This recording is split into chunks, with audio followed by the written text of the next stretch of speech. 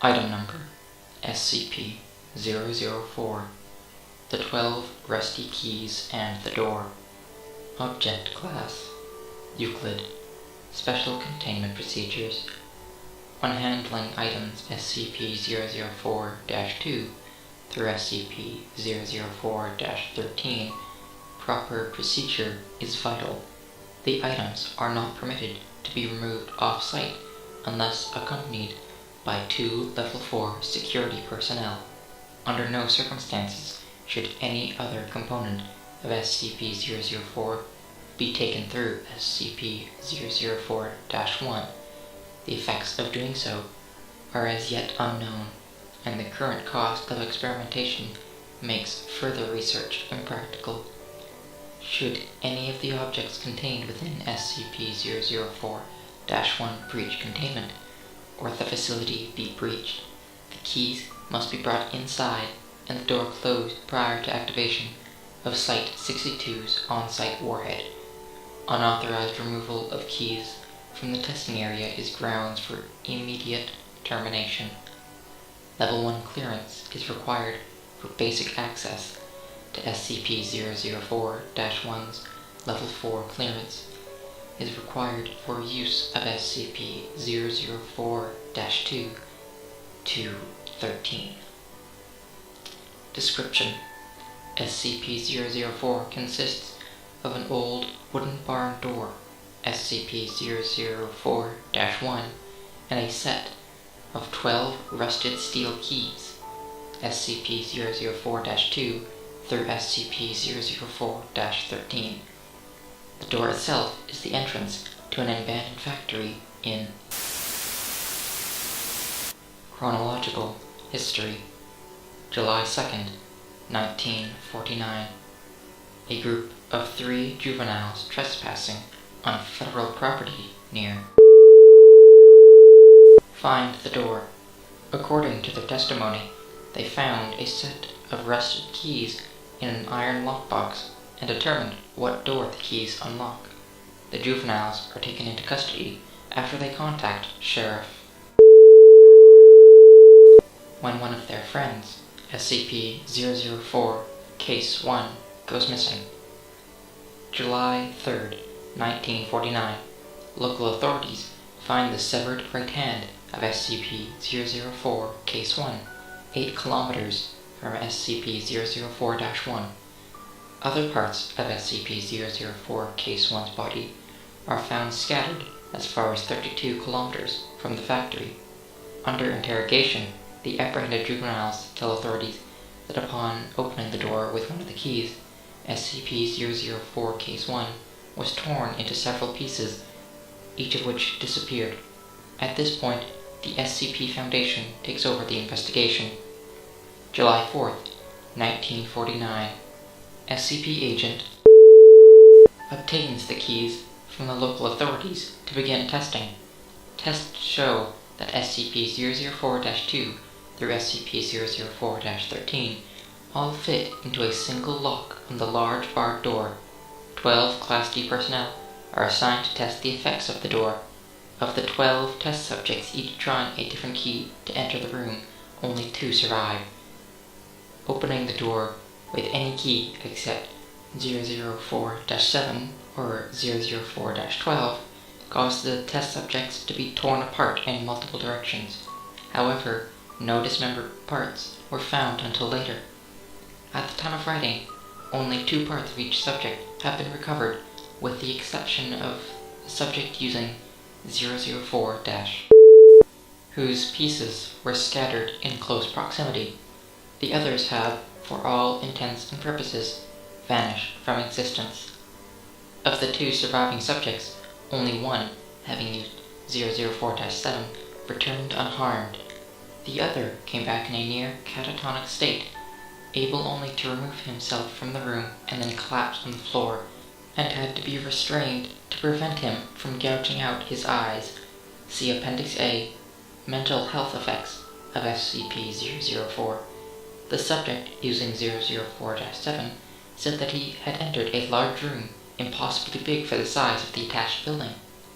After his exit, 004-1 was propped open and an armed squad of Level 3 personnel entered. The size of the room is impossible to measure, and the door frame and the individuals in the room are the only part of the room that can be felt or illuminated. July 16th, 1949. The juvenile suspects and sheriff are terminated. August 2nd, 1949. Is declared a hazardous area due to unexploded ordnance and fences erected in order to prevent civilian ingress.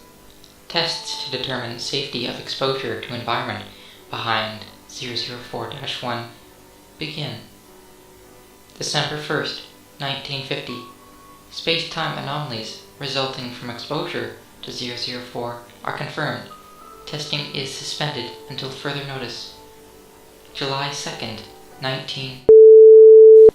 The unaccounted for remains of 004 Case 1 appear unexpectedly outside 004-1. Despite being killed decades before, the remains of 004 Case 1 are not decomposed in any manner and are still warm to the touch. Blood remains uncoagulated. The remains are remanded for testing. July 4th, 19.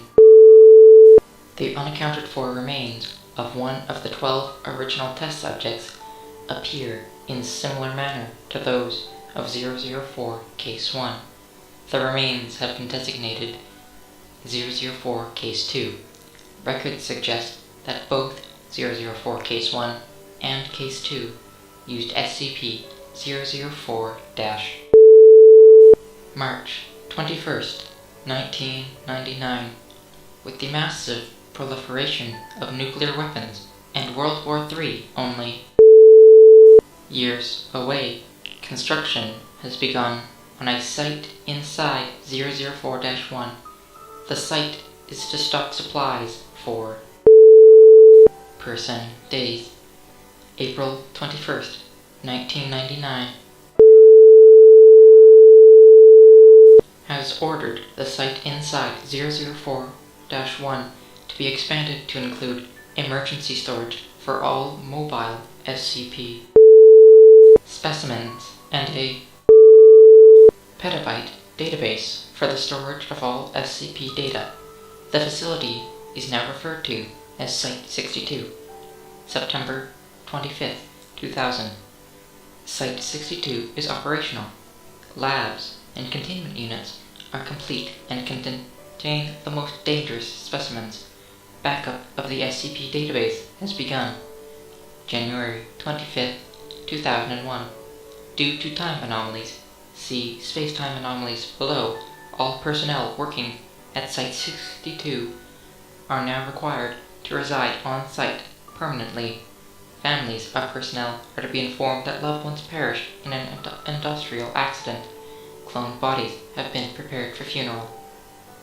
August 14th, 2003. Massive power outage across northeast United States and through Canada due to initial failure of multiple SCP generators. Site 62 was without power for 53 minutes. During those 53 minutes, those on site were completely without any source of light. They reported sensing creatures and people, although no abnormal entities could be seen or felt. Selected facility personnel were allowed to read Appendix A and said the creatures sensed were of humanoid size, but otherwise similar to the massive green creature described. Spacetime anomalies. SCP-004 seems to propagate spatio-temporal anomalies. Personnel leaving the facility report losing time. Those who have been in the site for weeks insist that they have only been in the facility for several days, and records of work completed and supplies consumed support their claims. Other temporal anomalies involve 004-2 through 13, especially the reappearance of 004 Case 1 and 004 Case 2 exactly years after using SCP-004-. has been assigned to investigate all aspects of these time anomalies. Spatial anomalies include the impossibly large dimensions of the area opened by 004-7. Similarly, the 2003 blackout incident suggests that there exists an alternate plane of existence within the same space that Site-62 occupies. Additional notes. Testing on 004 reveals that 10 of the keys open 004-1 on a dimension where the laws of physics and topology are significantly different than those of our home dimension.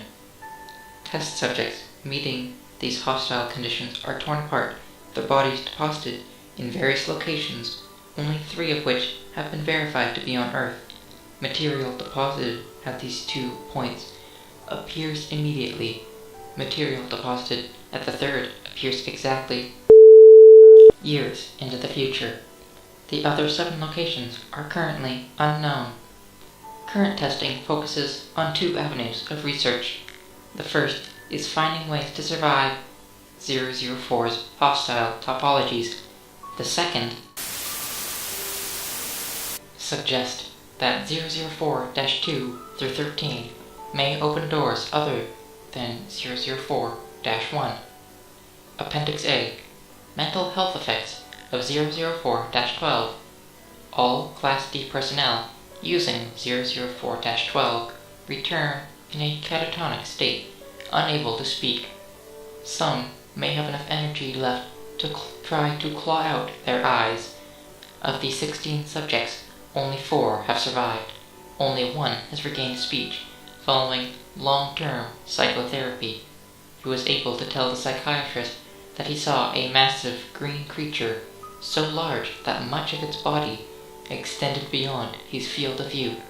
He reported innate fear and sudden recognition, as if it were something buried deep in his primal fears, and forced implementation of incomprehensible memories.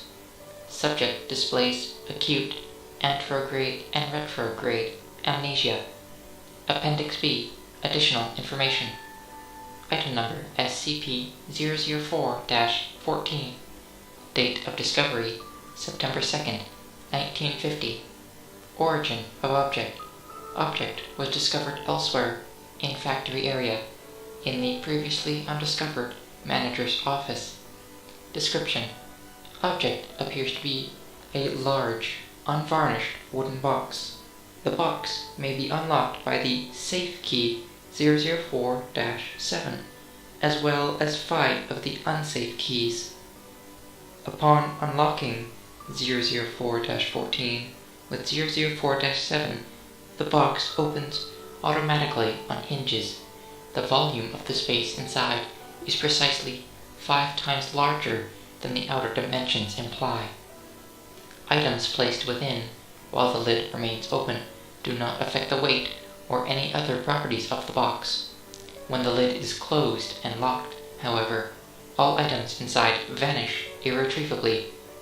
Personnel locked inside the box are also irretrievable, although losing personnel in this fashion appears to affect significantly the dreams experienced by